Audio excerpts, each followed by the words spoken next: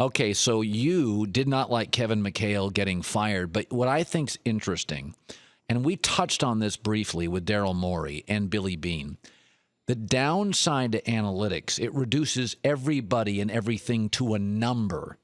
And I remember years ago covering Bob Whitsitt in Portland, very smart guy. And Bob was like, if guys can play, it's up to the coach to make them get along. Well, he had Bonzi and Isaiah and Sheed and Ruben Patterson. And the chemistry, some were hard workers, none were natural leaders, and they were together. They were coined the Jailblazers. He just had no sense of chemistry. You want Daryl Morey fired. Why? Because I think this is all on him. I mean, 2 years ago, he tried to go for a big four. He tried to sign Chris Bosh, was going to match the offer to Chandler Parsons, and then they were going to have Dwight Howard and James Harden in a big four.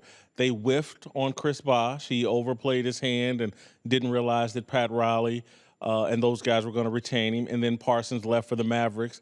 And so now he's left with the heart of his team built around two guys that are a little bit difficult. Dwight, a lot difficult.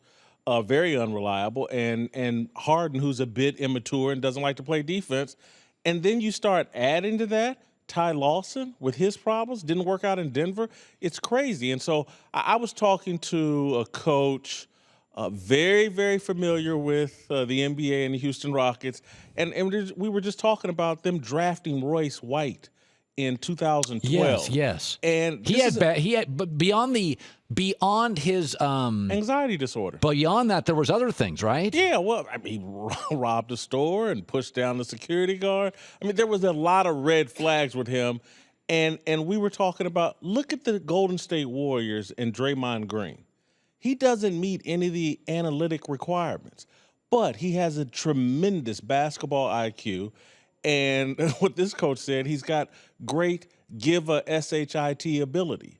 And some guys in the NBA and some young people, they don't care.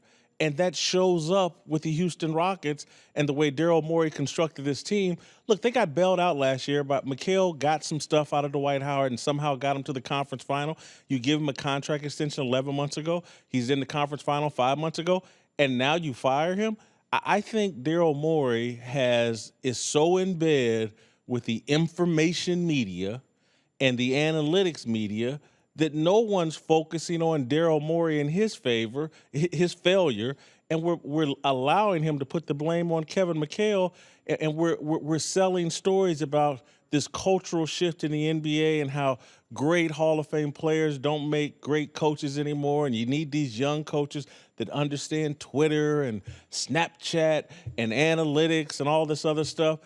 And no, you need people that understand human interaction. Yes. And chemistry. Yes. That matters a lot. And when you look at the Golden State Warriors and the way they're constructed and built around two guys that came from two NBA dads and two nuclear families, and I'm looking at them win 13 straight games without their head coach, with some kid that just got done playing, he's their coach, that the Golden State is perfectly constructed.